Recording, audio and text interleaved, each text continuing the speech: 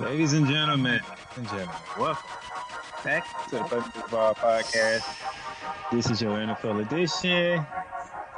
You know me, you know my boys by now. The playmaker down there selling, and you know me. You know my partner very well too, Dallas Glenn. How you doing? It's been a hell of a weekend, man. You can say that again. Great things happen, terrible things happen.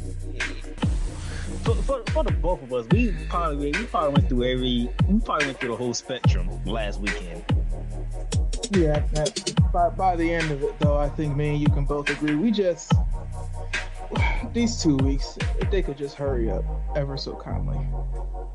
So, as usual, we're going to recap the previous week. We're going to look forward to the new week, and we're going to talk about some stuff in between. So,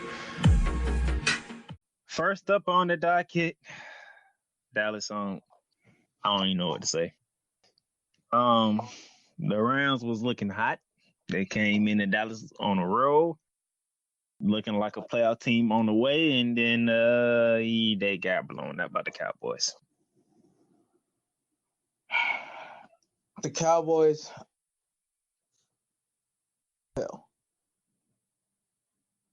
game. Just we know the big game this week, but the next game after this one is a divisional game, right? Yes. See, if I'm a Cowboys fan, I'm worried because I just split against two teams that were playing for their playoff lives. Got blown out by one, blew out the other. Now I'm going into two divisional games where the division isn't locked up. And you're playing divisional games. And the other team has to play divisional games too. So you're talking about tiebreakers. You're talking about conference tiebreakers. And it's just, if you're a Rams fan like you, last season, you guys did the mid season. You didn't gamble like you did this season, but you made some moves.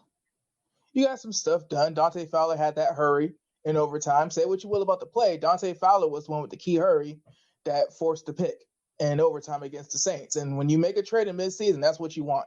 You want that one key play. And, a lot of stuff didn't go right, but, you're going into off season, got a first round pick. You've got big money because you made some pre-moves before you made the big move with Jalen. It's going to be a long 2 weeks for not just you and me. A lot of fan base, about to be a long 2 weeks. So, Jalen Ramsey ain't the problem. Somehow, some way, my other corner, because Hill didn't play because he did something to his thumb. I don't know if it's broken, dislocated, whatnot, but he didn't play. So we had Williams in there, and for whatever reason, him and Rapp running to each other, and guess who's running wide open for a touchdown? Tavon Austin. Out of all people. That's so weird. A corner not playing because of a thumb? Look, man, a back when you play a running heavy position like corner, okay. A knee, an ankle, because, mobility or liability. A thumb? For a corner? A thumb. Yep.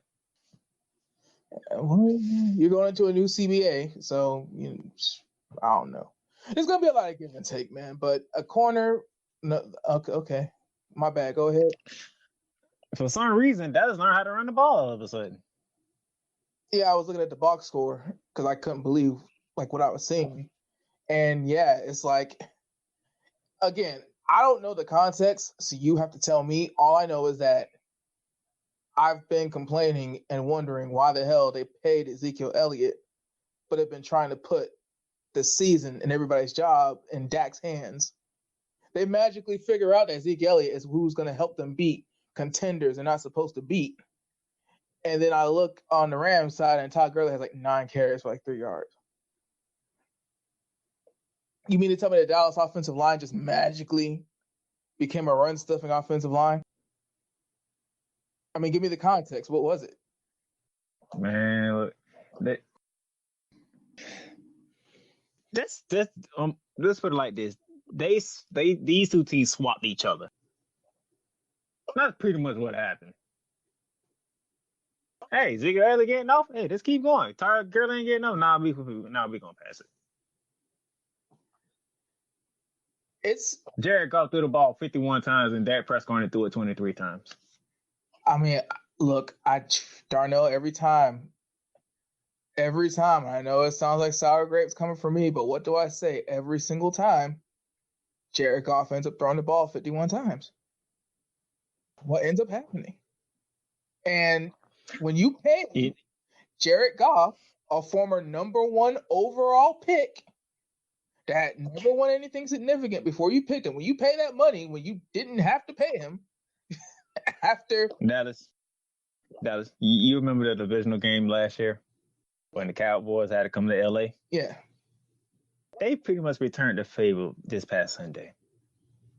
Ezekiel Elliott and Tony Pollard went for 100 yards each. And I refuse to believe Ndamukong Suh was that much of an X factor in stopping the run. I mean, he's a great nose tackle, very athletic, lean, but still like he has a lot of the traits that you want in this modern NFL of a nose tackle. But bro, what the Cowboys did, I refuse to believe that Ndamukong Suh was the difference at this point in his career. You just watched the divisional playoffs again. This time it's in Dallas. And the home team did it again. Run for 200 yards. Let's take the other team out. Obviously, I would be more scared of the Cowboys than the Eagles come playoff time, especially knowing that I have to travel to Dallas. Dallas is built to win an NFL championship, no matter what people like to say. No matter what people want to believe, all these dang stats and analytics. Dude, I had somebody in my thread. I'll mention it again later. Remind me to bring up this point again. But dude, like Ezekiel Elliott, franchise back. And what we all pretty much consider to be a down year for Ezekiel Elliott, he's 5th in the NFL in total rushing yards going into the last 2 games of the season in a down year. In a year where we've been wondering, why aren't you calling Zeke's number? His quarterback has over 4,000 yards. He still has over 1,100 in a down year. The defense, they want to figure stuff out. You got a $100 million man at one end. You got a guy who's probably playing for a big 2-year contract, and Robert Quinn on the other end. You got the offense. Like, the Cowboys are built to win in the NFL playoffs if they could just get through the first 16 games. It's just, I don't know what that was. I don't know if you want to point fingers. I don't know who you blame, because Jared Goff, whether it goes good or goes bad, he's at least ready and willing to answer the call. I don't remember seeing 4 or 5 picks in his box score. He might have had some bad incompletions. Again, that's why you can't go off the box score. But look, Jared Goff isn't actively losing games out here. He isn't actively winning them. But I mean, bro, like, I said it once, I'll say it again. Something is wrong. And the longer the Rams GM tries to hot shot and wheel and deal and not kind of pull it back a little bit and realize my QB and my running back, I might have overpaid. And now I don't have first round picks for the next 2 years for a corner. It looks genius when you make it to the Super Bowl and you only end up losing to the Patriots by 11 and you start doing the what ifs and we'll be back and this and that. Doesn't look that good when you get blown up by the Cowboys when you're in the middle of a playoff hunt. Well, I'm going to get to that playoff hunt later. But yeah, that is just trying to give me hope, and I appreciate it. But I'm at the point where the Rams are not making the playoffs. So my prediction is going to stand correct. There will be no playoffs in Los Angeles. So y'all better enjoy the Clippers and the Lakers while they playing basketball right now. Yeah, man. It's but you know, speaking of front offices, which means we finna transition to Dallas's team because it was great. They did something amazing. They did something good. I looked to it on the college podcast, and Dallas had to reel me back in because I guess something else happened.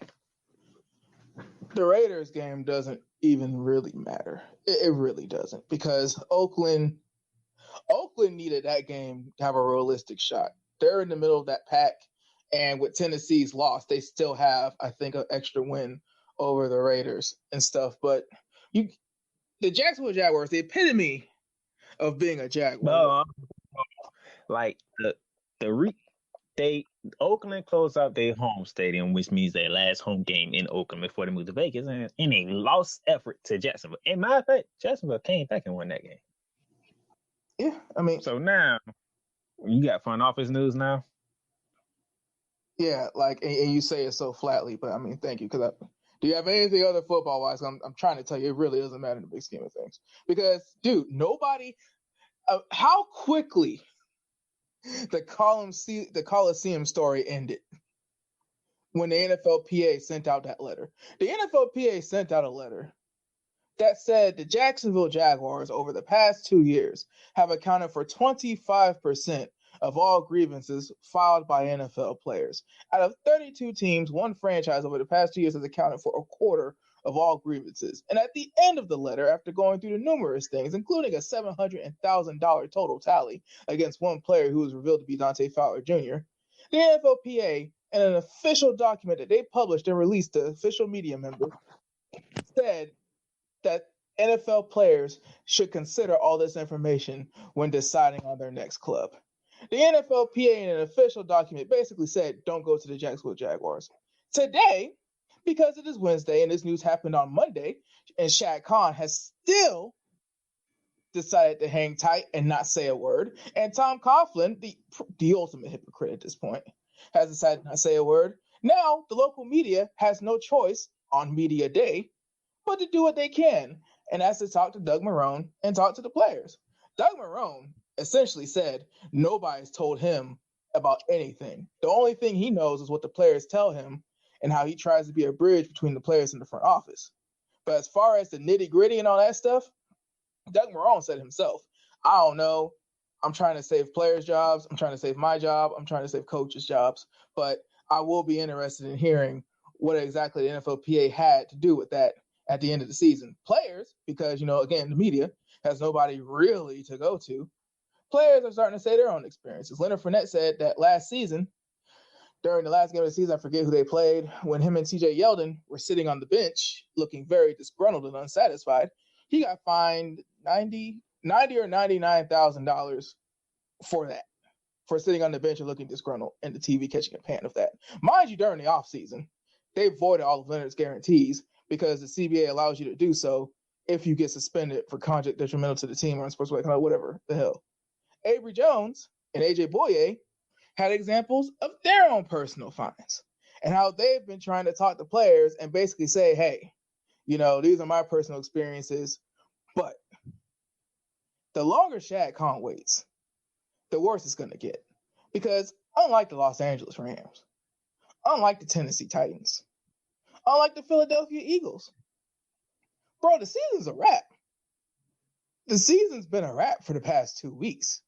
So this whole evaluating talent thing, this whole being patient, this whole seeing how things work out, I don't understand it, because forget getting free agents. What kind of GM or head coach is going to want to be a part of the Jacksonville Jaguars when they know that Shad Khan help is not going to be on the way? Shad Khan is just going to leave things to go to hell and die. The only time Shad Khan has come out this season was to get embarrassed by Jalen Ramsey, probably the best draft pick in franchise history, which now goes back to Tony Pacelli, because at least Tony Pacelli played the majority of his career here, and telling the fans, in a nutshell, I can't make any money here. I'm trying to get an extra game in London because the fans won't buy any tickets and the franchise isn't viable in Jacksonville. In the midst of a free fall where the team got blown out by 17 plus points in 5 straight games.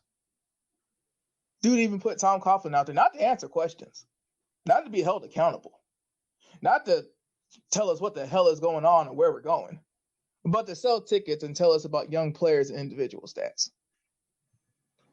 Boy, turmoil is real in the city of Jacksonville.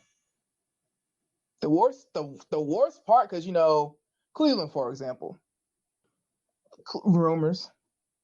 Odell Beckham Jr., Baker Mayfield. I mean, come on, bro. Like, rumors are going to surround those two players throughout their entire career, because when you want to be the model, when you want to be in GQ, when you want to do all the commercials, dude, you're a celebrity now. And celebrities always have rumors. There's sports tabloids, acting tabloids. That's going to happen. But, dude, the NFLPA and Jacksonville Jaguars players are all but confirming that Tom Coughlin is a huge problem. And there's only one man that has the authority to fix that. It's one thing when it's rumor and speculation. It's another when it's basically being confirmed by multiple reliable outlets. Well, I tell you, we are this end of the year is not going well for either one of us when it comes to the NFL. A long 2 weeks. I thought last year's final stretch was long, but it's been excruciating this season. This is a long 2 weeks. We're in week 16, people, and got some more things. Speaking of blowouts, the other LA team, the Chargers, they got destroyed by the Minnesota Vikings. Yeah, they really thought that was back, huh? Oh, Jesus. I mean, damn. Like, when they win, they win, and when they lose, they lose. Wasn't that the first loss they had this season that was not by one score? Yeah. Yeah. I mean, what happened? Man, I can tell you it's multiple picks, multiple fumble recoveries with a touchdown. That's the Vikings defense. That kind of sucks, man, because, I hated that it happened against us. It kind of showed just the extent to where everything was. But, I mean, I was hoping, at least for the sake of development, Anthony Lynn and Phillip Rivers, I was hoping for the sake of, at least for the next 2 years, as they try to develop somebody and not throw somebody into the wolves like Daniel Jones and Daniel Haskins and Kyler Murray. I was hoping that maybe, they were getting on a decent track, but I guess Kirk Cousins finally remembered that a game mattered. Shout out to the Buffalo Bills getting a big road win down in Pittsburgh, PA on Sunday Night Football. Yeah, I think the Buffalo win, their first game in primetime forever, was big, but all things considered, I think Pittsburgh's going to end up still having the 6th seed, but that's going to be very weird. I feel like it might be a waste of time, but the way that they were able to keep things close when they really help was not on the way. The defense, they literally did the best that they could, all things considered. And maybe finally, when you have teams that are trying to compete, maybe now when you're in a situation where it's crunch time and you're about to be going up against the best of the best in the best time of year, maybe that 4th-string quarterback thing is finally catching up with Tomlin. There's only so much he can do. Aaron Jones is back for Green Bay. We don't know what happened to him. We don't know where he's been, but he finally showed up again and took down the Chicago Bears, essentially eliminate them from playoff contention. So this was the game where he had the 130. No, that wasn't the game. He had 2 rushing touchdowns. Wait, so how is Aaron Jones back? So that means he had 130 last week? I don't remember when he had 130, but the Green Bay only scored 3 touchdowns. 2 of them came from Aaron Jones on the ground. Either way, we know that he's been very impactful as a receiver, but, when your running back could be a true running back playing up north, that helps you this time of year. That's really what you need. All that stuff is cool and cute for fantasy, but when it's time to play playoff football, you like your receiving back to be able to handle some real work. So that's good. Houston. I picked Tennessee, but thank God, Houston. Dallas, thank you for being right. Houston got a big victory on the road. I'm always happy when somebody else wants the Titans to lose, but why exactly is it a good thing for you? Because I'm a Deshaun Watson fan. The hell is it? Okay, whatever. And plus, I picked them to win the division. And the way this was going, it was not going good. Oh wow, you still okay? Dude, I've forgotten about the division picks at this point. I think the division picks, what the hell? Yeah, it was a fun thing because you actually picked Tennessee.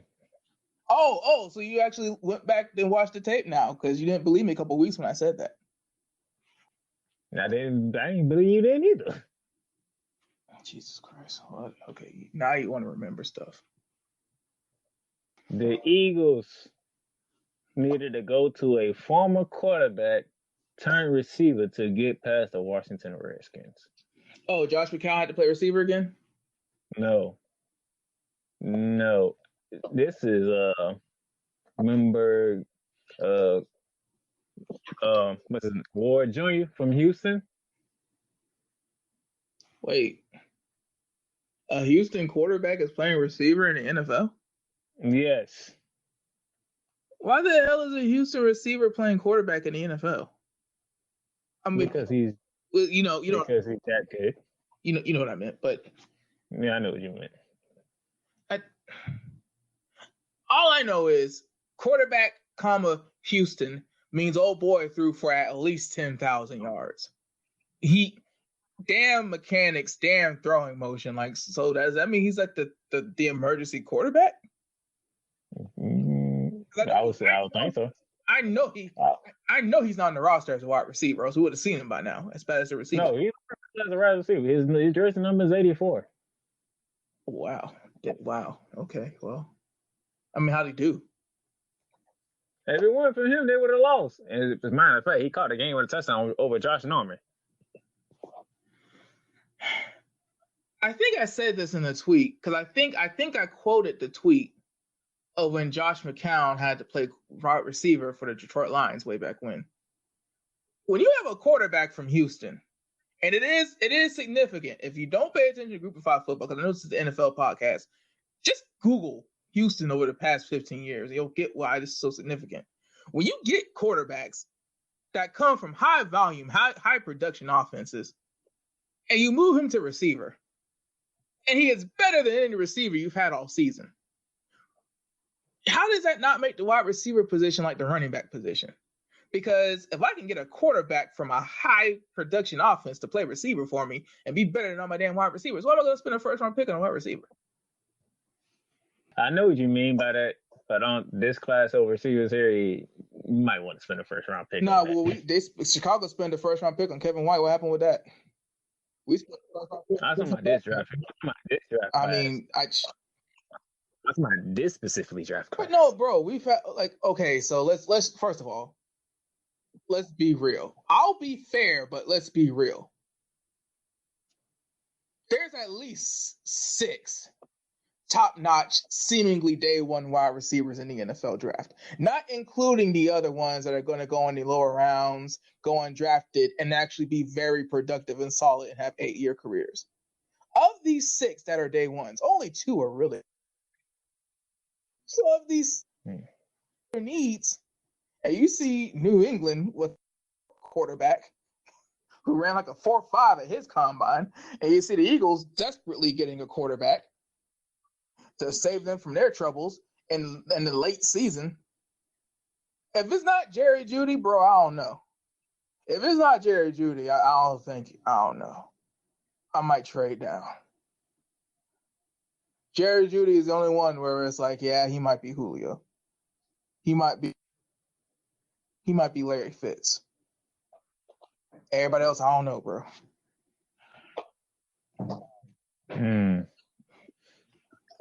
Speaking of Julio beat somebody, didn't they? You know, staying on this topic, it's very weird when you pay a receiver basically a fully guaranteed contract because you think to yourself, bro, he needs somebody to throw the ball to him. Like, receiver is a very dependent position. Receivers are never going to be in the MVP conversation because what about the dude that threw the ball to everybody else? Like Julio Jones finally had like what we expected Julio Jones to be this season, which was no matter what happens, it's going to happen. For a game-winning touchdown, it was like the last play, wasn't it? Pretty much. Like that's what you pay a Julio Jones the money for, especially after as many snaps he's taken in his career. But yeah, San Francisco, y'all mess around like Atlanta beat you at home. Atlanta. It's weird because Richard Sherman was putting out all the tweets about the Pro Bowl and his comeback from the Achilles. I'm just like, bro, like that's cool and that's great, and I'm sure you got a $1 million incentive, and that's cool. But bro, like Julio Jones caught a touchdown, the last play of the game, big fella. I don't want to hear nothing about Richard Sherman. He ain't even playing the game. Hell, big fella. That was why. The best ability is availability, big fella. Man, never mind. Go ahead. Speaking of a receiver that's doing something that we thought he was going to do and got paid, that boy Michael Thomas. Jesus boy, good. Now see, and here's Michael Thomas. If I had a vote, if I had been freelancing for a decade and was in the Football Writers of America, whatever, if I had a vote, everybody would look at me like I was crazy, but bro, no, Michael Thomas would be my MVP vote. I know he doesn't have a chance of winning, but dude, if you're the Indianapolis Colts, like you know what you need to do. No, everybody that see the Saints on this kid know what they need to do. But no, like the Indianapolis Colts knew they had to win that game to stay in playoff contention. You know, weeks 1 through 8, when you don't really know what you got. Weeks 1 through 8, when you can start 0-3, be 5-3 by the bye, and be at this point in the season, when you play the New Orleans Saints, Alvin Kamara is banged up. I just saw him put out a tweet with one of his sponsors that he just hit 1,000 all-purpose yards. In today's NFL, 1,000 all-purpose yards, you kind of snicker and turn your head so people can't see you laugh because it's not as much as it used to be. But Alvin Kamara is nicked up. Jared Cook. For whatever reason, people are just now catching on. I think it was Wingo. I'm going to look at Wingo. It was either him or Greenberg. They were surprised that Michael Thomas has like 120-something catches right now, and the next closest wide receiver is Ted Ginn with 29. This has been the New Orleans Saints for the past 3 years. If the ball's not going to Michael Thomas, it's probably going to the running back. They don't have a wide receiving core. They just have Michael Thomas. And in a game where if you don't win, you're eliminated from playoff contention, Michael Thomas has 12 catches for 128 yards and a touchdown. Frank Reich is a great coach. Jacoby Brissett is a quarterback where I think next season they let him play the second year of that contract while they develop the guy they draft in the first or second round. Or maybe they just let him play and tank and let him do what they let him do. And maybe they'll trade up. They get a quarterback. I don't know. All I know is the Colts had one job. And they ain't do that one job. Boy, I tell you, now before I go on to the week just to come, there was some good things that happened, Dallas. That's sticking with the NFL. Mm-hmm. For all you fantasy football people out there, Michael Thomas did you very good. Julio Jones did you very good. Chris Carson and Tyler Lockett did you very good. The reason why I'm saying that is because it's championship week in fantasy football, Dallas. Mm. And that just so happened to be in 2 of the championships. Oh, look at you. Who's your MVP in both your leagues so far? Is it the same player or 2 different players? You want to laugh? Who? Because to you're going to try to figure out how I get him in both leagues. Michael Thomas. Oh, so people just think they know what they're talking about, but don't know what they're talking about. I think that's what that is. So in one league, matter of fact, I got both Julio Jones and Michael Thomas. Did you draft them in the first 2 rounds, or did they literally? Oh, I most definitely did. So give me the logic here, because another reason why I just don't do fantasy is because fantasy warps people's perceptions of how football really goes. So I know you don't take quarterbacks first, but like, who are you supposed to take first in fantasy? What position? You can go either running back or wide receiver, because you want to go ahead and you want to build your skill players up first. That's what you want to do. Mm-hmm. Now, when you get to a comfortable point, that comfortable point that varies between whoever's picking. When you get to a comfortable point, you feel good about your 2 running backs, your 2 receivers. Then you probably can go tight end, or you want to mix tight end within your top 4 picks, and then go start looking at quarterbacks around 5 and under. That makes sense, especially with guys like Kyle Allen this season, where if they throw for 3,000 yards, it doesn't mean a damn thing. Okay, that makes sense, but that's just, oh God, that's so weird. Like, how did the 2 receivers that got 2 of the biggest receiver contracts in history, how do both of your leagues just let them go? Do people just not pay attention and just armchair quarterback, or do they just? I'm lost. So I mean, in this league, so they had me picking last. Oh God, that's even worse. Which is the 10th spot, and then I got to pick right behind it to start the next round. Somehow through 10 slots, nobody picked Michael Thomas or Julio Jones. Okay, I just go back to back. Okay. And then the other league, I got Michael Thomas in that. I also got Alvin Kamara. But the funny thing is, I got Travis Kelce and Zach Ertz for tight ends. And what round did you draft them? I don't even remember. I think I got Travis Kelce first, and somehow along the way I looked and I was saying, "Oh, Zach Ertz is still there." Okay. Well, I know that's been helping you because Zach Ertz has been the only one catching balls. He's the only one that's not been dropping passes in Philly. So, yeah. Why do you think I know this stuff when it comes to Philly? Jesus, like. So no, I mean, look, I'm sure the first reaction everybody had when a wide receiver got $100 million was, that's great, that's awesome for the players. Hopefully, this helps them get closer to the NBA and MLB. But there is no way in hell that you'll get the return on investment. There's no way in hell that a wide receiver taking up that much cap room is worth it and makes sense. But Jesus, Michael Thomas turned around, got his money, and had the best season of his career, which is wild when you look at his stats the past 3 years. So I can only imagine he's probably going number 1 overall in like every fantasy league next year. Can't guard Mike. Making everybody. Last year was Christian McCaffrey that nobody want, and I decided to get him, and it worked out very fine. This year is Michael Thomas. But see, with Christian McCaffrey, I can understand, because as great as he is, this offseason is going to be very telling. David Tepper seems to be very aggressive, very forward-thinking, and he says that he wants to combine football and analytics. If he gets a GM that's willing to accept analytics and statistics, I don't see how they let Christian McCaffrey get closer to free agency unless they know something that we all don't know. We've been saying that line a lot this season, and apparently we know exactly what we're talking about. Well, I mean, we don't have blue checks right now. So.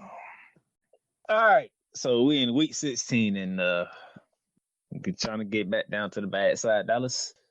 So, here's the situation here, playoff-wise. As they closed out Thursday Night Football, Dallas, with the Ravens and the Jets, and surprisingly, the Jets kind of did some things, but there's neither here or there. So, most likely, the Baltimore Ravens going to get the 1 seed in the AFC. Yeah. New England is still battling for their division, which is a big game coming up on Saturday, and I'm going to get to in a minute. Houston still controls the South because they beat Tennessee last week, and they have another date with Tennessee, which is the end of the season on week 17. Which is huge.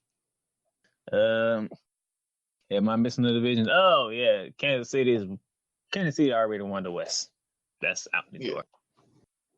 And you got Pittsburgh still trying to hold on to that 6th spot. That's the AFC playoff picture. Who Tennessee's still in it, and I think that's it. It's basically a race between Tennessee and Pittsburgh, right? Like whoever else is not officially eliminated, it's basically Tennessee and Pittsburgh, right? Pretty much. So the NFC here, oh my gosh. Dallas, you might have to help me through this. Well, no. Let's just start from the bottom up this time. Because you have a realistic, I'm not saying probable, I'm not saying likely. You have a realistic scenario. We have to remember that we're asking Kirk Cousins to win 3 games in a row. He already beat Los Angeles, but now we're asking him to win 2 more. He has to win 2 more in a row consecutively. Like I said earlier, he's trying to give me hope. That's what he's doing. I appreciate it. Minnesota last 2 games are at home against Green Bay on Monday night and then Chicago on week 17. That's not the problem, Dallas. Yeah, that's not the problem. For the Rams to get to the playoffs, which means Minnesota has to lose to both Green Bay and Chicago, which can happen either way. The problem is, guess what the Rams are going to Saturday night? Don't you guys have to play a rival? We're going to San Francisco, who just got done getting upset about the Atlanta Falcons. Oh, my. Oh, dear. And that run defense isn't looking as hot as it was before. Oh, my. Oh, dear. Instead of doing what you're supposed to do and beat Dallas and losing to San Francisco, knowing you still have a shot, you got to do is beat Arizona at home in week 17. No, you lost to Dallas. Now you have to beat San Francisco. And, hey, I mean, and they just got done getting beat by Atlanta. So you know they pissed. I am picking Los Angeles ahead of time, whether that game matters or not. But I've noticed that over the season, that rookie head coach and that rookie quarterback, it makes more sense every week. Kenyon Drake had over 100 yards. And bump that. He had 4 touchdowns against Cleveland. Listen though. The significance of this is Cliff Kingsbury, when he first got into the league, Kyler Murray, when you were in a scouting process, Rex Ryan, and everybody else, the one thing we all were worried about was you can't have a college pass-heavy offense in the NFL, especially with that offensive line. We saw in the preseason, Kyler Murray is dropping back and empty sets and everything. It's just looking terrible. The boy looked like he was going to get killed. Now we're at the end of the season. They trade for a running back, and they're actually giving the boy the ball. David Johnson's mad because he's on the bench and not getting snaps. It's almost like Cliff Kingsbury realized this is the NFL. I'm from Texas, but this just might be a tad bit different. So again, I picked the Los Angeles Rams in that game, but it started to look like they actually realized what the NFL takes over there in Arizona, which is going to be a problem in the future. Not this season, but in the future. And so the Rams have to get to 10-6. They already had 6 losses, so that means they have to win both games. And Minnesota has to stay at 10 wins and lose twice for the Rams to make it to the playoffs because of tiebreakers. So wait, the Vikings have to win? I'm dependent on tiebreakers to get into the playoffs. Yeah, this is a long 2 weeks for you, especially when what you say. I don't care how you say it. Division games are different. At one point, Tennessee was in the cellar, and we were up because of a tiebreaker. No, you know what really ticked me off, Dallas? Because I know you ain't watched the Dallas game, but you know what? Dallas won 3 teams clinched playoff spots because of Dallas win. That is amazing. Green Bay, Seattle, and San Fran all clinched a playoff berth because we lost to the Cowboys. The most valuable franchise in the world is also the most impactful franchise in the world. Who would have thought? Go figure. And speaking of those 4 teams, all 4 of them are 11-3. We don't even know who's gonna get the #1 seed. And that's the thing is, bro, like, forget tiebreakers. I mean, god dog, bro. Like, you got 3 teams at 11-3? 4. Oh, God. 11 wins, though, either way. 11 wins. Yes, last 2 weeks of the season. Good God, man. Like, and one of the 4 gonna be a wild card team, if not 2 of them, because Minnesota's at 10 wins. Dude, like, you talk about patience. You talk about a head coach knowing what he wants to do and firing a coordinator in the middle of last season like he did with John DeFilippo. Like, dude, like, it did not look like it was the right decision. But Kirk Cousins is quarterbacking a 10-win team. That Minnesota defense is turning back into a team defense. Like Linval Joseph, Danielle Gunning, like it's so simple for them. They both games at home. You just got to win one. At the end of the day, Darnell, because we saw this with Case Keenum. Yeah, they got to the NFC Championship, but what happened in the NFC Championship? It's like whether you draft the quarterback or whether you buy the quarterback or whether you trade for the quarterback. If Minnesota has their quarterback, a lot of issues are about to happen. And that's the scary thing in all of this. Could a man that saves money by living in his in-laws' basement during the offseason be? Well, there is one thing. There is holding their breath in Minnesota because Dalvin Cook did get injured. So, yeah. I mean, Kirk Cousins does a lot of a play action, but is Adam Thielen getting healthy? Adam Thielen play. He didn't do much, but he played. So I'm expecting him to play on Monday night. The key for Adam Thielen is getting healthy. Right now, with the stuff he's been dealing with, you kind of just want him in a rhythm. When you get to a certain point, because Adam Thielen's been paid, when you get to a certain point and when you change your focus, you stop thinking about the regular season statistics and more so like, okay, like we're ready to compete. I know Adam Thielen got paid. I'm not sure about Stephon Diggs, but I know Adam Thielen got paid. So there's only so many incentives, only so many things that matter as far as his regular season stats. If they're really going to make a run, they're going to need Stephon Diggs and Thielen to be healthy more so than Dalvin. Because if I'm playing the Vikings, I'm stopping the run, and I'm daring Kirk Cousins to beat me.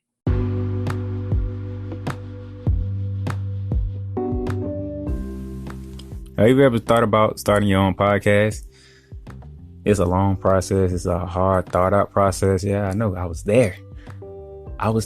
From March of this year, thinking about how I'm going to do this, doing all my research, trying to get everything right.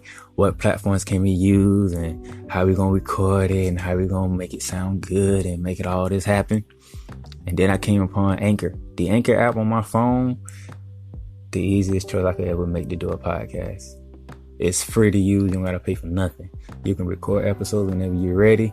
You can edit it and then you can release them when you want to. And you don't have to worry about trying to figure out how you're going to distribute it on other platforms because Anchor has partnerships with Spotify, Stitcher, Google Podcasts, Apple Podcasts, Breaker, Castbox, Pocket Cast, whatever you name it. Because the Playmakers Wild podcast is the podcast that I use. We're on all them platforms. We're on 9 platforms just by using the Anchor app. So pretty much all the questions that you have questions about doing a podcast, go to the Anchor app or go to the Anchor website, anchor.fm.com, and just search through it, ask questions. Because I tell you, a free app that does all this, there's nothing more you can ask for. I even got friends, they doing their podcast on the Anchor app. Faith Talk, you might have heard of it because it's very good. And it's great that it's an app like this, it's a website like this that makes it easier for people to do podcasts and do what they love best, talking about the things that they love to talk about. So give Anchor a try, see how much you like it. We'll love to hear your podcast.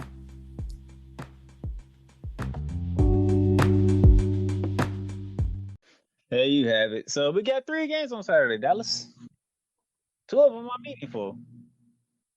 All 3 of them all 3 got their own type of Sounds like the other podcast.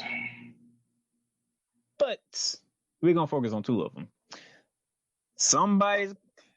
Dallas, is this the year? Is this the year New England goes down? It has to be a wild card team.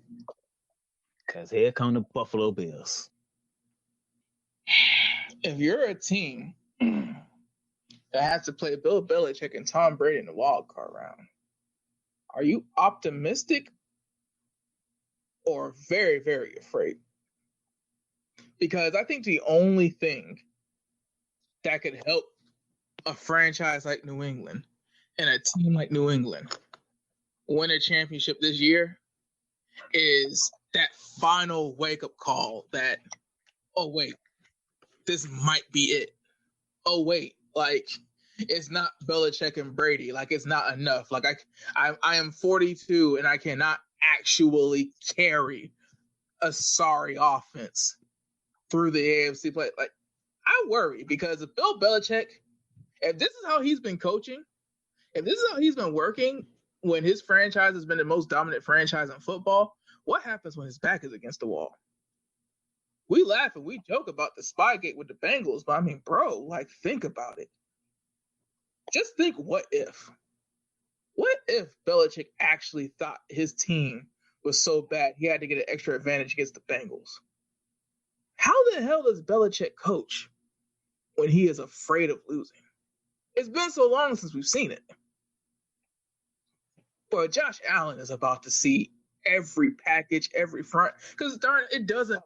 They're making. Hey, I know last week we talked about Mike Tomlin being coach of the year, but hey, I would not be mad they gave it to Sean McDermott either. Yeah, because you got to think, the Pittsburgh Steelers are a perennial contender. The Pittsburgh Steelers are the model of stability. Sean McDermott getting a franchise like Buffalo back into primetime relevance, double-digit wins, 2 playoffs in the last 3 seasons. I mean, dude, like, because was Sean McDermott's first year last year? So yes. Sean McDermott, his first season, gets Josh Allen. Josh Allen has concerns. He has a rocket arm, but there's stuff there, and No, I take that back. This is his third season. His first season, they went to the playoffs. They had to play. Okay, I just wasn't sure who the coach was. All right, so this is his third season, 2 playoff appearances, gets his quarterback. It's a thing when he just outright cuts Tyrod Taylor, especially for Nathan Peterman, because you didn't think he would have to tank for Josh Allen, but he gets his guy. Realizes that he's going to have to run a spread offense, but he's still defensive at heart. He's not doing what Cliff Kingsbury did. He is doing the best that he can within the NFL boundaries. And it's all I know is that when you're a franchise like the Browns, when you're a franchise like the Jaguars, when you see a Sean McDermott and a Josh Allen getting to double-digit wins, and you honestly think to yourself, could Tyrod Taylor have done this? Could Tyrod Taylor really have done this? When you start asking questions like that, you have to give it up to the coach, and you have to give a little bit more credit to Josh Allen, because I mean, he ain't no Lamar Jackson, but at the same time, he knows what his skill set is. He is developing how you would want the quarterback to develop, and at the end of the day, he's going to have his shot at the dance. No rookie quarterback has ever appeared in the Super Bowl, but Josh Allen ain't a rookie.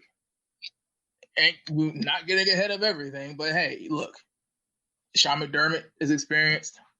Buffalo has a good defense. They have an ageless running back in Frank Gore to help out. And if they could host a playoff game, Darnell, they get to 11 wins. Then you start wondering, buys, tie breaks for positioning and seeding? The question is, though, do you believe it would happen?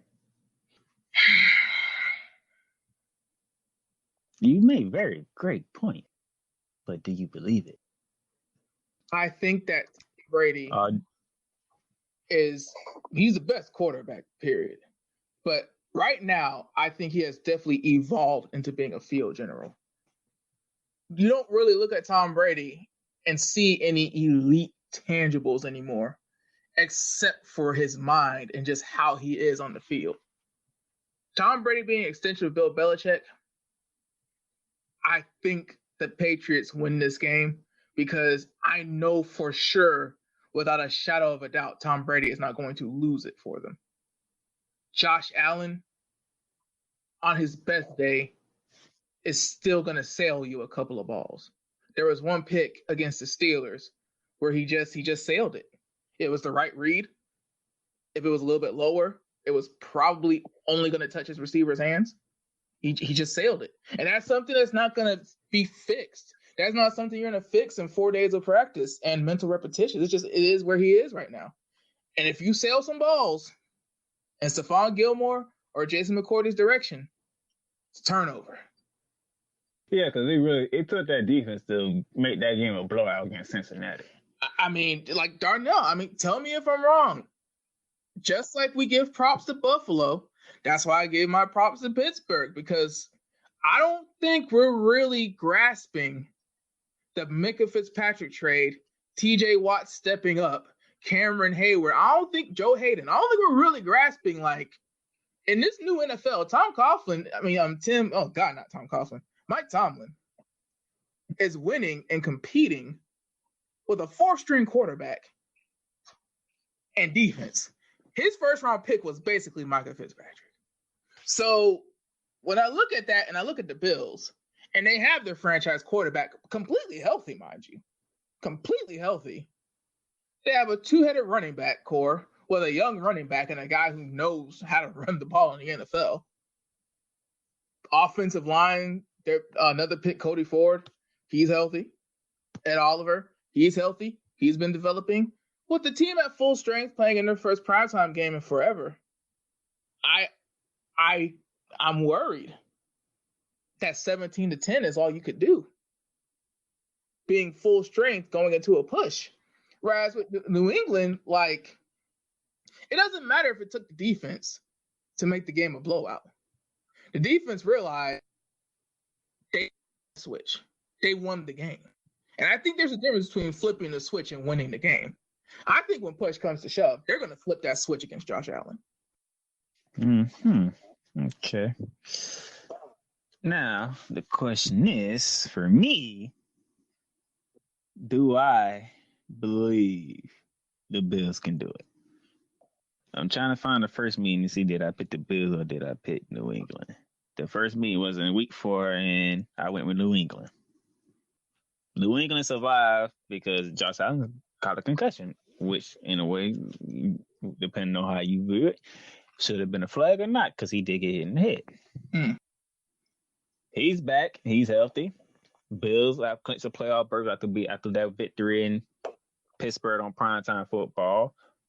But any coach in any organization, and Dallas will attest to this, will tell you, the first goal into a season is to win the division. Here's the Buffalo Bills' opportunity to take the division from the New England Patriots. The last time New England didn't win the division, it was the year that Tom Brady got injured. Matter of fact, what year was that? That's when they made that rule you couldn't go low. That was 2008. 2008. That was when the Miami Dolphins won it. And it's a problem that the New England players still win 11-5 and miss the playoffs. So, does Bill Belichick and Tom Brady do what they always do? Or is it just the tables have turned? The age is getting up there. Father Time is undefeated type thing. Dallas, I think it's time. I think it's time for the Buffalo Bills to step up to the plate and hit a home run. I'm going to give y'all this one. Buffalo takes the division Saturday afternoon over the New England Patriots at Gillette Stadium. Now, for those who know me and saying you just picking against New England, y'all better watch it, because I have only picked certain games against New England this year. Moving on, Saturday night. Do I have to talk about this, Dallas? Yeah, might as well. The Los Angeles Rams are going to Santa Clara to take on the San Francisco 49ers. We already ran over what needs to happen before the Rams. It's over, Dallas. It's over. San Francisco wins. Yeah, don't really need to drag it out. No, it's just, you pick a football thing, and you're probably Los Angeles probably loses that matchup right now. So it's going to be San Francisco. All right, Dallas is a trick. We picked this game early in the week, and we both missed it. Here's the rematch, Dallas. Problem is, one team is got done getting whooped by a running back for going for 4 touchdowns, and the other team is on a 10-game winning streak. And I know how you feel about winning streaks. Baltimore Ravens are at the Cleveland Browns. Last time they met, it was in Baltimore, and Cleveland put a 40-burger on them. But this is a different time. And matter of fact, I think I seen something. I think you did. Is Jim Ness and Tony Romo calling this game? Yeah, on the TV. They're going to Cleveland for Baltimore and Cleveland. And Cleveland ain't even, well, I guess Cleveland is still alive for a playoff spot, They I guess. are nationally televising the game, putting Tony Romo, the OG, on the national TV. They putting it on a national radio broadcast. Like, bro, like this might be a historically significant game. Well, Lamar Jackson is already the first Pro Bowl quarterback from the Baltimore Ravens since the first season of the franchise. Like, anything can happen in the playoffs, but the Ravens are going to get a first round bye, so that at least be in a divisional round. But as far as the regular season goes, like a 13-win Baltimore Ravens team that has actually done it largely with offense and a dual threat quarterback, when dual threat quarterbacks were never supposed to be as effective as Lamar Jackson has been this season, like it's a big deal, bro. I'm saying Baltimore gets payback. Oh, I'm saying, I don't think heads will roll, because if you're the Cleveland Browns front office, you got Odell Beckham Jr. saying that he's there. He didn't buy a house just to move, just like Dave Gilman said he didn't sign him just to trade him. I think the Cleveland Browns front office doesn't go out of. Hey, there was reports coming out that he want to play for Pittsburgh. Well, dude, there's a difference between reports and rumors. Odell Beckham Jr. Now, granted, you can say anything at the podium, but it's like, bro, unconfirmed rumors / quote unquote reports, or the dude at the front office. At the end of the day, New York Giants could have held Odell hostage. The Cleveland Browns can hold Odell hostage. Doesn't matter what he wants unless the front office decides to trade him. With that being said, I mean, I hope the Cleveland Browns front office knows that they're playing for next year. I hope they know that they're making moves for the future, because the on-field talent isn't going to look that good this game. I think the smart thing to do would be not to test that Pro Bowl secondary. And I say Pro Bowl secondary because 3 of the guys are going to the Pro Bowl. Pro Bowl secondary, I wouldn't test them immediately with Odell Beckham Jr., who's having a down year, and Baker Mayfield, who's having a sophomore slump. I would use that guy that has 1,426 or whatever it is rushing yards this season, and I would see if you could stage a repeat of what you did the first time. I don't think it'll work, but I mean, that's the plan I would have going into it. It's going to be a physical game regardless, so I wouldn't try to finesse it up at all if I'm Freddie Kitchens. He's picking Baltimore. That's if y'all missed that. All right, Dallas. The Saints are going to Nashville. Got the Saints battling for the first place of home field advantage in the NFC, and you got Tennessee trying to keep pace with Houston. I mean, they had a good day against DeAndre Hopkins, but then Kenny Stills was the one that went loose. The crazy thing is, though, I don't know if DeAndre Hopkins is better than Michael Thomas anymore. I don't know if there's a receiver in the league that is doing what Michael Thomas is doing and has been doing. With that being said, I mean, I think the Saints defense is going to do to Ryan Tannehill what they did to Ryan Minshew. I mean, God, I'm off today. Gardner Minshew.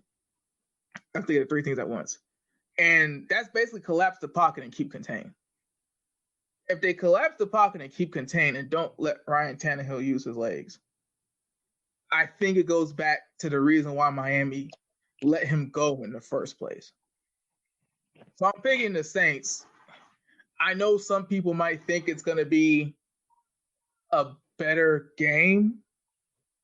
I don't know what Vegas is saying, but I don't think it's going to be that great of a game. I think it's going to be one of those games where the Tennessee defense might be keeping New Orleans from blowing them out, but it's clear that New Orleans is the better team. I want to pick New Orleans, but you know how dome teams is in the road, especially Nashville's pretty cool around this time. Is it snowing that game? Don't know. It doesn't say. Saints got a 2.5 favor. I think the dome thing, I think it's overrated. I really do, because Peyton Manning won a Super Bowl outdoors. Drew Brees won a Super Bowl outdoors. Matt Ryan God dang, I don't think nothing would have helped Matt Ryan that day. But if you're gonna win a Super Bowl, if you're that good, you're gonna win the games. You play 8 games at home, 8 games on the road. At this point in the season, a dome team playing on the road doesn't do it. If it's the Cardinals or the Falcons, okay. If you're trying to figure out reasons other than football, okay. But dude, the Saints are a contender. The Saints, in the weird way that it could fall, Saints might have to play Green Bay in the NFC Championship game. The way that things are falling right now. Are you really Aaron Rodgers? We asked this question. I don't even know. Do you know how many weeks we asked this question? Because we finally finna get an answer to this damn question. What is it? I'm sick of asking the question. I'm ready for a goddamn answer. God damn it, one of y'all win the damn East. Both of y'all in Philly. Y'all going against each other. One of y'all win the damn East. Either the Cowboys gonna win or the damn Eagles gonna win. And it's time to make up your mind now. Oh, bro, I'm hoping that the Cowboys win. Because if the Philadelphia Eagles win the division and go to the playoffs, that game is going to be an absolute waste of time. Oh, that's going to be the worst game. That's going to be worse than the Houston game where Brian Hoyer started at quarterback against the Chiefs. So you're picking the Cowboys. I'm picking the Cowboys. And you, Titus, shut up. Please, dude. Because, bro, only a diehard Eagles fan should want to see the Eagles host a playoff game this season. Nobody wants to see that. Comment on my stats, Thompson. You had one job. Let me see y'all get the job done. Oh, but dude, here's the thing, and here's what worries me. I'm picking Dallas. I'm not moving from that pick because it's not even a logical pick. I just don't want to see Philly. Dude, the Cowboys won a game they were not supposed to win. I firmly believe that is a 500 team. I'm worried. Oh, they found to be the winning team. But that's the problem, bro. The Eagles and the Cowboys are 8-8 teams. These are the epitome of 500. The Cowboys are a good team that doesn't know how to win, and the Eagles are a bad team that won't die. They refuse to accept death. And hello, did you just say the Cowboys are a good team that doesn't know how to win, and the Eagles is a bad team that won't die? That's basically it. There's only 2 ways to be a 500 team, and that's it. Man, that's a good analogy. Oh man, I'm picking the Cowboys. I can't, man. Zach Ertz, do what you got to do for my fantasy team, but besides you, who else y'all got? And then at some point, Ziggy gonna get off, and then when Ziggy gets off, the secondary for the Philly, yeah. Sunday Night Football. Dallas, don't ask me why this game is still on Sunday Night Football. I have no idea why. But Patrick Mahomes is going against Mr. Trubisky up at Soldier Field. I mean, even though the Bears are out of it, let's be real. For one, it's the Bears. 2, it's Chicago.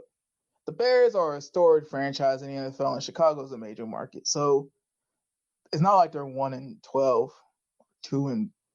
I mean, they've got some wins. They were in it for a while. Matt Nagy and me, weekly quotes.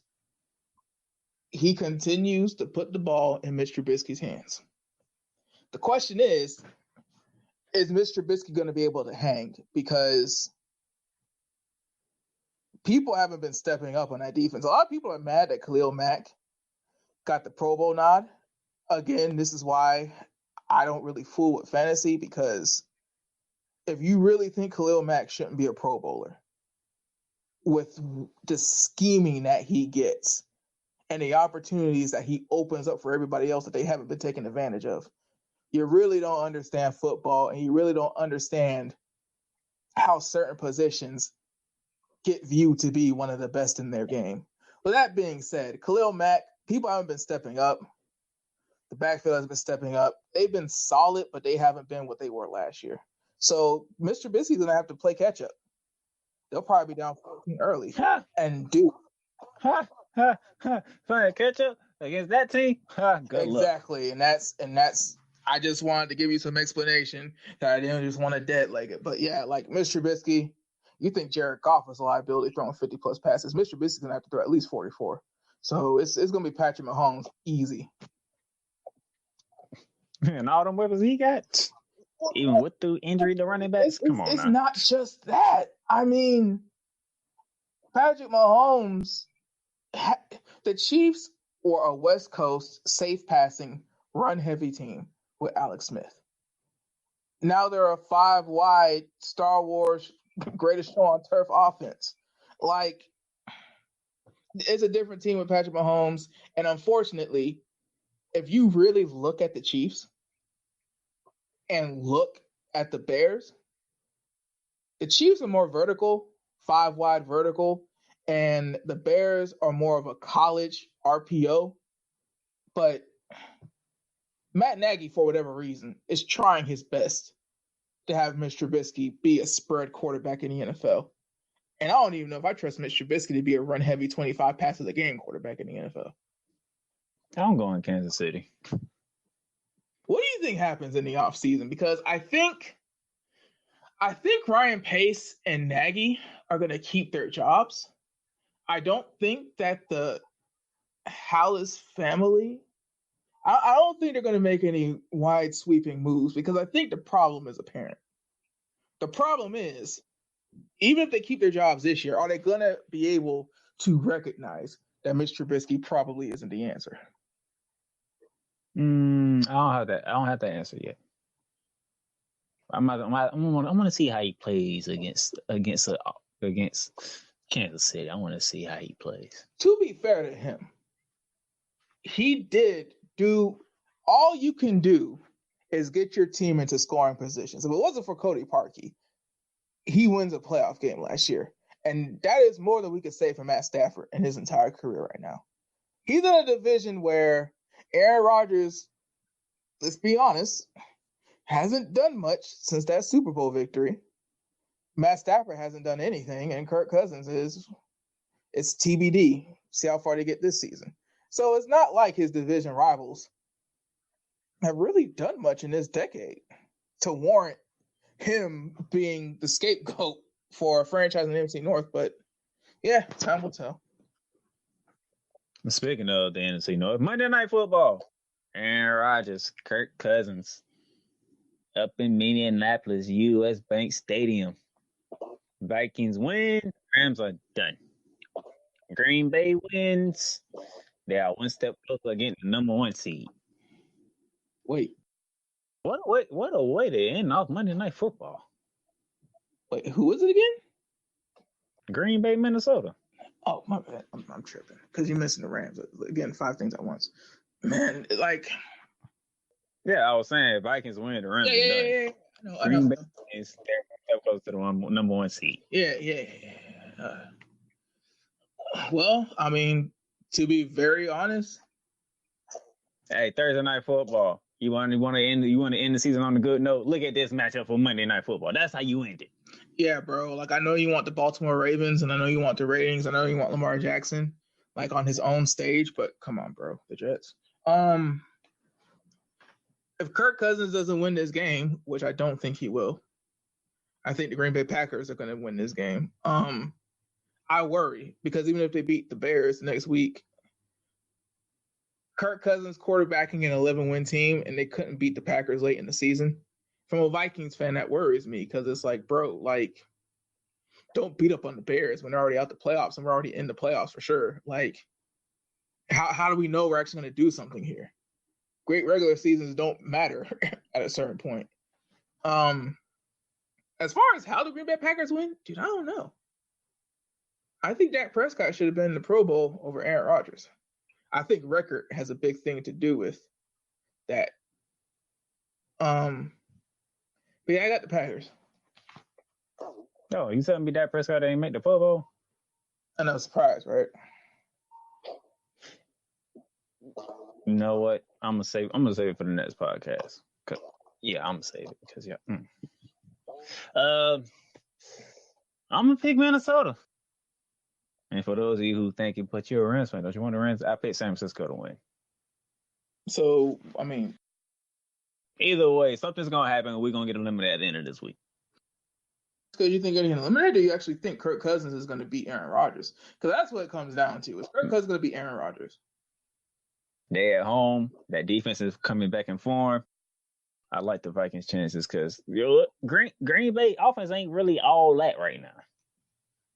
And that's where it really isn't. That's where quarterback comes into play. That's why I feel like Tom Brady might still have something in his his back pocket. Because when I look at Aaron Rodgers and Tom Brady, the offenses ain't really that hot right now. But I mean, are we really ready to say that Kirk Cousins and Josh Allen are gonna beat New England and Green Bay?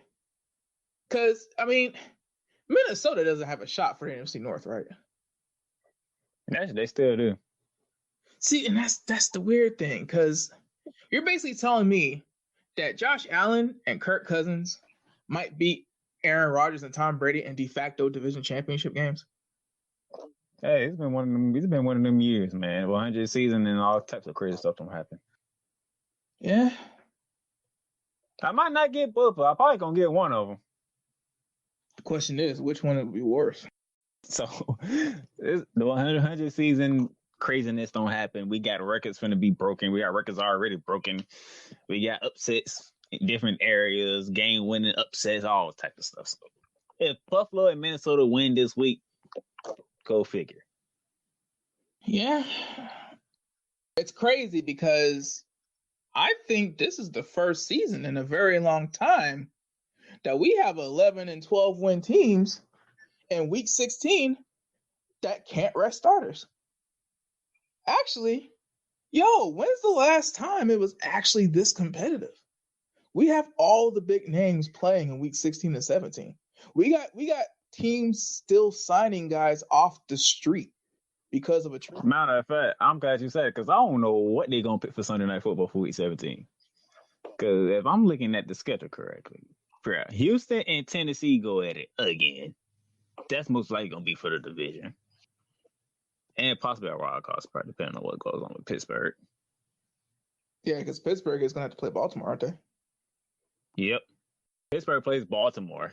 That might be it. Because see, week 17, the Sunday night game, because is this the last one? Yeah, this is the last Monday night game. So the Sunday night game is going to have to be the game with the most math involved.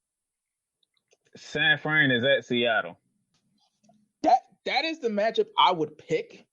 But again, there's no math in that. Like, who cares about seeding? Like, San Fran or Seattle hosting a game, like, they both deserve to host games, okay? We're talking about who's going to be playing the Cowboys or the Eagles. That game, Yeah, we're talking about who's playing the Cowboys and Eagles and how the NFC is going to go through. Is it going to go through Central League Field?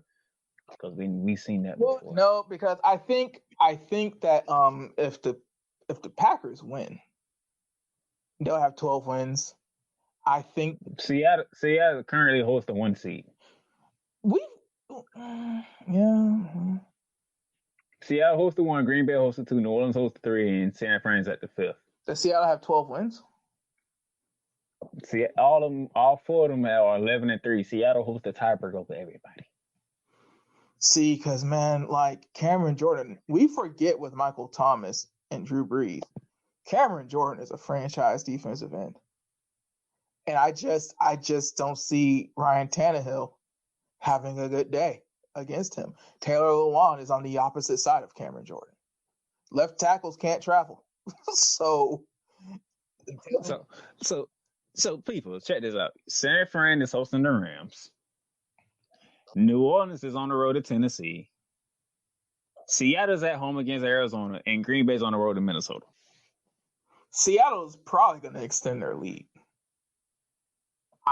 I they already have a tiebreak over Green Bay, but it's like Seattle. I mean, they have the easiest game. Stuff happens. They already beat San Fran, but they did lose to New Orleans. Oh well, wait. Then how come? Who knows? Because once you start getting to divisional and conference, but the point of the matter is, like, dude, seeding in the NFC. What I'm basically trying to say is this: The NFC is always the most competitive. The NFC is always loaded. Everybody's going to have to play everybody regardless in the NFC. Lambeau Field and CenturyLink are no different than New Orleans and, unfortunately, Jerry World. The home fields in the NFC playoffs are all hard places to play.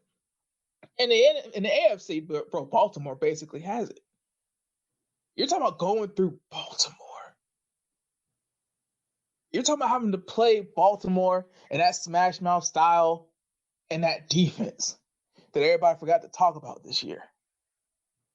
Like, it's a different game. You're either going to be playing the Patriots or the Ravens, and you're probably going to lose. Whereas in the NFC, And on top of that, Baltimore is probably going to be playing to lock up home field advantage, and the Pittsburgh Steelers are probably going to have to win that game because of math. So if you're talking about your drama, you're being glued to the TV and seeing what's going to happen. Can't go wrong with the Steelers playing for their playoff lives in the last week of the season. Question just popped in my head. Is San Francisco really up there in terms of home field advantage? Like, are teams really going to be scared to play in San Francisco? But that defense and that crowd, they can make a case. But I mean, like, but we see what happens if you got to go to Lambeau Field. We see what happens if you got to go to Seattle, and we see what happens if you got to go to New Orleans. The refs got to be blind for you to beat New Orleans. And that's another thing too, because I mean, with that, like, dude, like, as much as they've tried this season, because I feel like every New Orleans game, there's at least 2 bad calls. They're still 11-3. The refs have been actively at New Orleans this season, and I don't think it's debatable at this point. And the team is 11-3. It almost makes you wonder what would have happened if they had just let it go in the offseason and didn't chase this pass interference thing. It's gonna be interesting, but we got to get through week 16 first. So, if you haven't listened to the college football podcast, please do, because bowl season is here. Me and Daz, we have put up Bowl Mania, and we are ready. So if you want to pick against us, go ahead. You can hit us up on Facebook or Twitter. We'll give you the link to join in. You can, if you outdo us, you can win yourself a gift card. So we got you set from the Bahamas Bowl to whatever Monday's bowl game is. I forgot, but I think UCF is playing on Monday. It's UCF Marshall or something like that. UCF Marshall, we coming from the Bahamas Bowl to UCF and Marshall, who plays on Monday. That's week 1. We'll get ready for week 2 before Christmas and stuff like that. So,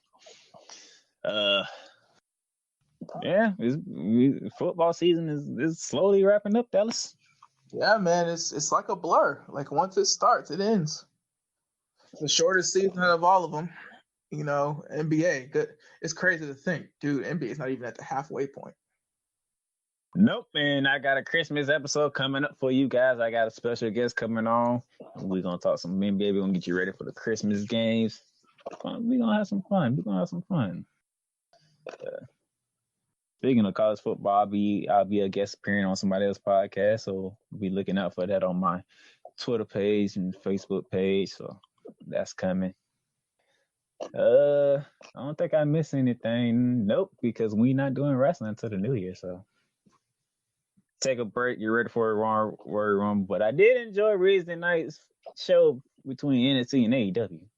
So, well, since you know this is the best they're gonna get, do you have any results? Oh no, I ain't gonna share nothing. I'm gonna keep it. Pretty sure everybody should know by now because I don't probably tweet it so darn much. Well, that's what I mean. Like, you might as well just say it if you've already. Yeah. But Kyrie Sane did get a concussion. They did reveal that. That's not surprising. I didn't watch TLC, so I don't know what happened. She took a bad bump early in the match, and it went downhill from there. Consequently, while they was doing Monday Night Raw, they was doing another Monday Night Raw. So you know what's gonna happen next Monday. We're probably gonna do the same thing to SmackDown too. So. But other than that, you will hear from Dallas next week before Christmas because that man's is a busy man and he's traveling. So we'll get with y'all football episodes out there before Christmas so y'all can enjoy the holidays and then y'all here for me when it comes to Christmas. We got Christmas Day games. Yeah, because I mean either way, I think the way things have been going in the NFL, I think it's pretty much going to just be Tennessee and Pitt and Minnesota and seeding. I think for the most part, the playoffs are about to be locked up. So everything should go smooth. Well, with that being said, you know me, your host, I know to play myself. My co-host, Alex Blaney, the last words. Nope. I just want this season to be over. All right. We'll holler at y'all next week.